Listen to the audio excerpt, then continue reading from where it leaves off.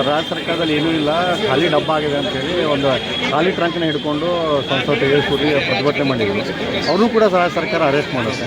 ಎಷ್ಟು ಮಟ್ಟಿಗೆ ಸರಿ ಹಾಗೆ ರಾಜ್ಯ ಸರ್ಕಾರದ ಯಾರು ನೀನು ಎತ್ತವಾಗಿಲ್ಲ ಅಂತ ಅವರು ಒಟ್ಟಾರೆ ಆ ಸರ್ಕಾರದ ವೈಫಲ್ಯದ ಸುಳ್ಳು ಸಾಕಷ್ಟು ನಾವು ಅಭಿವೃದ್ಧಿ ಅಂತ ಸುಮ್ಮನೆ ಏನು ಅಂದರೆ ಮೇಜರ್ ಏನಾದ ಇರಿಗೇಷನ್ ಇಂಥವು ಯಾವ ರಾಜ್ಯಕ್ಕೆ ಅತ್ಯಂತ ಪ್ರಮುಖವಾದಂಥ ತಾಲ್ಮಟ್ಟಿ ಯೋಜನೆಗೆ ಹಣನೇ ಕೊಟ್ಟಿಲ್ಲ. ರಾಜ್ಯಪಾಲರ ವಂದನಾ ನಿರ್ಣಯದಲ್ಲಿ ಸಹಿತ ಮುಖ್ಯಮಂತ್ರಿಗಳು ಮತ್ತು ಸರ್ಕಾರ ನಾವು ಕೃಷ್ಣ ಕೊಳ್ಳಕ್ಕೆ ಎಷ್ಟು ಹಣ ಕೊಡ್ತೀವಿ, ಅದನ್ನು ಯಾವ ಆದ್ಯತೆ ಅಂತ ಯಾವುದೇ ಸ್ಪಷ್ಟ ಗುರಿ ಇಲ್ಲ. ಕಾವೇರಿ ಬಗ್ಗೆ ಮಾತಾಡಿಲ್ಲ, ಬರೇ ಅದೇ ಗ್ಯಾರಂಟಿ ಬಿಟ್ಟರೆ ಕೇಂದ್ರ ಸರ್ಕಾರವನ್ನು ನರೇಂದ್ರ ಮೋದಿ ಟೀಕೆ ಮಾಡಿದ್ರೆ ರಾಜ್ಯಪಾಲರ ವಂದನಾ ನಿರ್ಣಯದಲ್ಲಿ ಏನೂ ಇಲ್ಲ.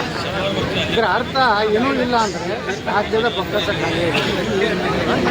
ಯಾವ ನೋಡ್ರಿ, ಇವತ್ತು ಅಲ್ಪಸಂಖ್ಯಾ ಮುಸ್ಲಿಮರ ಒಂದು ಸಾಲ ಬಡ್ಡಿ ಮನ್ನಾ ಮಾಡ್ತಾರೆ. ಅದು ಉಳಿದೆಲ್ಲ ಹಿಂದುಳಿದ ವರ್ಗದವ್ರು ಮತ ಹಾಕಿಲ್ವಾ, ಇವ್ರಿಗೆ ದಲಿತ ಹಾಕಿಲ್ವ, ಇವ್ರಿಗೆ ಎಲ್ಲ ವರ್ಗದ ಜನ ಹಾಕಿರಲ್ವ, ಮತ್ತು ಎಲ್ಲ ಜನರು ಬಡವರು ಅದಾರೆ. ಮಾಡೋದಿದ್ರೆ ಎಲ್ಲರಿಗೂ ಸಮಾನವಾಗಿ ಬಡ್ಡಿ ಮನ್ನಾ ಮಾಡಬೇಕಾಗಿ ಒಂದೇ ಸಮುದಾಯವನ್ನು ಖುಷಿಪಡಿಸಲಿಕ್ಕೆ ಇವತ್ತು ಸ್ವತಃ ಸಿದ್ದರಾಮಯ್ಯನವರು ತಮ್ಮ ಜನಾಂಗಕ್ಕೂ ಸಹ ಏನು ಮಾಡ್ತಾರೆ. ಖಾಲಿ ಟ್ರಂಕ್ ಹಿಡ್ಕೊಂಡದ್ದು ಈ ರೀತಿ ತಪ್ಪೇನೈತೆ? ಖಾಲಿ ಟ್ರಂಕ್ ಇವ್ರು ಚಂಬು ಹಿಡ್ಕೊಂಡು ಅಡ್ಡಾಡಿದ್ದಾರೆ. 40% CM ಅಂತೇಳಿ ನಮ್ಮ ಬೊಮ್ಮಾಯರ ಬಗ್ಗೆ ರಸ್ತೆಗಳಲ್ಲಿ ಕಂಪೌಂಡ್ ವಾಲ್ಗಳ ಮೇಲೆ ಎಲ್ಲ ಬರೋದು. ಇವತ್ತು ಚಂಬು ಹಿಡ್ಕೊಂಡು ಇವರು ಇವತ್ತು ಲೋಕಸಭೆಯಲ್ಲಿ ನೋಡ್ರಿ ಚರ್ಚೆನೇ ಮಾಡ್ತಾ ಇಲ್ಲ ರಾಹುಲ್ ಗಾಂಧಿ. ಯಾವುದೂ ಸಂಬಂಧ ಇಲ್ಲಾರಂಥ ಒಂದು ಪುಸ್ತಕ ಇನ್ನೂ ಬಿಡುಗಡೆನೇ ಆಗಿಲ್ಲ. ಅದ್ರ ಕಂಟೆಂಟ್ಸ್ ಏನನ್ನೋದೇ ಗೊತ್ತಿಲ್ಲ. ಇವತ್ತು ಹಿಂದಿನ ನಮ್ಮ ಏನು ವಾಯುಸೇನಾದ ಮುಖ್ಯಸ್ಥರು ನಮಗೆ ಅಧಿಕಾರ ಕೊಟ್ಟರು ಅಂತ ಹೇಳಿ ಪ್ರಧಾನ ಹೌದು, ಮತ್ತು ಮಿಲಿಟ್ರಿಯವರಿಗೆ ಫ್ರೀ ಹ್ಯಾಂಡ್ ಕೊಟ್ಟಿದ್ದಾರೆ. ಅದರ ಅರ್ಥ ಏನು? ನೀವೇನು ಬೇಕಾದ ಆ್ಯಕ್ಷನ್ ಮಾಡಿರಪ್ಪ ಅನ್ನೋ ಅದನ್ನು ತಪ್ಪು ಆ ಜನರಲ್ಲಿ ಮೂಡಿಸಲಿಕ್ಕೆ. ಮತ್ತು ಇವ್ರದೆಲ್ಲ ಇತಿಹಾಸ ನೆಹರುವಿಂದ ಹಿಡಿದು ಇಲ್ಲಿಯವರೆಗೇ ಇವ್ರ ಇತಿಹಾಸ ಏನು, ಇವರು ಅಕ್ರಮ ಸಂಬಂಧಗಳೇನು ಒಂದು ಈ ದೇಶದಲ್ಲಿ ಚರ್ಚೆ ಆಗಬೇಕಾಗ್ತದೆ. ಯಾವ ದೇಶದ ರಕ್ಷಣೆ ಬಗ್ಗೆ ಬಂದಾಗ ವಿದೇಶಕ್ಕೆ ಹೋದಾಗ ರಾಹುಲ್ ಗಾಂಧಿ ಭಾರತದ ವಿರುದ್ಧ ಮಾತಾಡ್ತಾರೆ. ಇಂಥ ಒಬ್ಬ ವಿರೋಧ ಪಕ್ಷ ನಾಯಕರು ನಮ್ಮ ದೇಶದ ದುರಂತ. ಅದರ ಪೀಳಿಗೆನೇ ಇವೆಲ್ಲ ಕರ್ನಾಟಕದಲ್ಲಿ ಅದರ ಸಂತತಿನೇ ಇಲ್ಲೂ ಕರ್ನಾಟಕದಲ್ಲಿ ಈ ರೀತಿ. ಈಗ ಪ್ರಿಯಾಂಕಾ ಖರ್ಗೆ ಅವರು ಹೇಳಿದ್ದಾರೆ, ಈ ರೀತಿ ಟ್ರಂಕ್ ಖಾಲಿ ಹಿಡ್ಕೊಂಡು ಮೋದಿ ಕಡೆನಾದರೂ ಹೋಗಲಿ, ಅದನ್ನು ತುಂಬಿಸ್ಕೊಂಡು ಬರಲಿ, ಅವ್ರಿಗೆ ಅಲ್ಲಿ ಹೋಗಿ ಕೇಳೋವಂಥ ದಮ್ ಇಲ್ಲ ಅಂತ ಹೇಳ್ತಾರೆ. ನೋಡಿ, ರಾಜ್ಯ ಸರ್ಕಾರದ್ದು ಪಾಲಿದೆ ಮೆಟ್ರೋದಲ್ಲಿ. ರಾಜ್ಯ ಸರ್ಕಾರ ಬಿಟ್ಟು ಬರೀ ಕೇಂದ್ರ ಸರ್ಕಾರ. ಇವತ್ತು ಇಂಡಿಯನ್ ರೈಲ್ವೆ ಪೂರ್ತಿ ಭಾರತ ಸರ್ಕಾರ. ಮೆಟ್ರೋದಲ್ಲಿ ಶೇರಿಂಗ್ ಇದೆ ಕರ್ನಾಟಕ ಮತ್ತು ಗೌರ್ಮೆಂಟ್ ಆಫ್ ಇಂಡಿಯಾ. ಇವರೇ ಶಿಫಾರಸು ಮಾಡ್ಯಾರ ಏರಿಸ್ಬೇಕಂತ. ಯಾಕಂದ್ರೆ ಇವ್ರು ದುಡ್ಡು ಕೊಡೋದು ಆಗಲಾಗೈತಿ. ಅದಕ್ಕೆ ಇವ್ರು ತಪ್ಪು ಮಾಡಿದ್ದಕ್ಕೆ ತೇಜಸ್ವಿ ಇವತ್ತು ಪ್ರತಿಭಟನೆ ಮಾಡ್ಯಾರ. ಆ ತೇಜಸ್ವಿನ ಒಬ್ಬ MP ಅವ್ರನ್ನ ಅರೆಸ್ಟ್ ಮಾಡೋದು, ಅವ್ರ ಖಾಲಿ ಡಬ್ಬ ಯಾವ ಇದ್ರ ಮ್ಯಾಗ ಅರೆಸ್ಟ್ ಮಾಡಿದ್ರಿ? ಯಾವುದೇ ಸಾಮಾನ್ಯವಾಗಿ ಯಾವುದೇ ಹೋರಾಟಗಾರನೇ ಕರ್ಕೊಂಡು ಹೋಗ್ತಾರೆ, ಬಸ್ನಾಗ ಕರ್ಕೊಂಡು ಹೋಗ್ತಾರೆ, ಪೊಲೀಸ್ ಸ್ಟೇಷನ್ ಕುಂಡಿಸ್ತಾರೆ. ದಿವಸ ಇಡ್ಲಿ ಹೋರಾಟ ಹೋರಾಟ ಇವತ್ತೇನು ಭಾಳ ಹೋರಾಟ. ಹಿಂದಿನಾಗ ನಮ್ಮ ಸ್ವಾತಂತ್ರ್ಯ ಹೋರಾಟಗಾರರು ಏನು ಜೈಲಿಗೆ ಹೋಗ್ತೀವಿ, ಇವರಿಗೆ ಪೊಲೀಸ್ ಸ್ಟೇಷನ್ಗೆ ಹೋಗ್ತಾರೆ. ಯಾವ ಹೋಟೆಲ್ದಾಗ ಇಡ್ಲಿ ಚಲೋ ಇರ್ತೈತಿ, ಯಾವ ಹೋಟೆಲ್ ತಪ್ಪ ಇದ್ದಂಥ ಹೋರಾಟ ಅಂತ. ಅದಕ್ಕೆ ಈ ಹೋರಾಟವನ್ನು ಹತ್ತಿಕ್ಕುವುದು ಬದಲಿ ಸಿದ್ದರಾಮಯ್ಯ ಸರ್ಕಾರ ಆತ್ಮಾವಲೋಕನ ಮಾಡ್ಕೊಳ್ಳಿ. ನಾವು ನಿಜವಾಗಿಯೂ ಗ್ಯಾರಂಟಿ ಕೊಟ್ಟಿದ್ದರಿಂದ ಸರ್ಕಾರದ ಪರಿಸ್ಥಿತಿ ಸರಿ ಇದೆ ಅನ್ನೋದು. ಇದನ್ನು ಯಾವ ರೀತಿ ನೋಡಿರಿ, 5,000 ಕೋಟಿ ರೂಪಾಯಿ ನಮ್ಮ ಮಹಿಳಾ ಮತ್ತು ಮಕ್ಕಳ ಕಲ್ಯಾಣ ಮಂತ್ರಿ ಇನ್ನೂ ಲೆಕ್ಕ ಕೊಡಾಕ್ತಾ ಇರಲ್ಲ. ನಮ್ಮ ತೆಂಗಿನಕಾಯಿ ಅವ್ರಿಗೆ ಹೇಳಿದ್ರಲ್ಲ, ಇನ್ನೂ ಒಂದು ತಿಂಗಳದ ಹಾರ್ಸ್ಯಾರ. ಒಂದು ತಿಂಗಳದ ಹೆಣ್ಮಕ್ಳಿಗೆ 5,000 ಕೋಟಿ ಕೊಡಬೇಕಾಗಿದ್ದರೆ ಕೊಟ್ಟಿಲ್ಲ. ಅಂದ್ರೆ ಲಕ್ಷ್ಮೀ ಹೆಬ್ಬಾಳ್ಕರ್ ಹೊಡೆದಿರಬೇಕು, ಸೆಕೆಂಡ್ DK ಶಿವಕುಮಾರ್ ಹೊಡೆದ್ರು, ಯಾರೋ ಒಬ್ಬರು ಹೊಡೆದಾರ. ಅದಕ್ಕೆ ಈ ಹೊಡಿ ಕಂಪ್ನಿ ಭಾಳ ಆಗೈತಿ.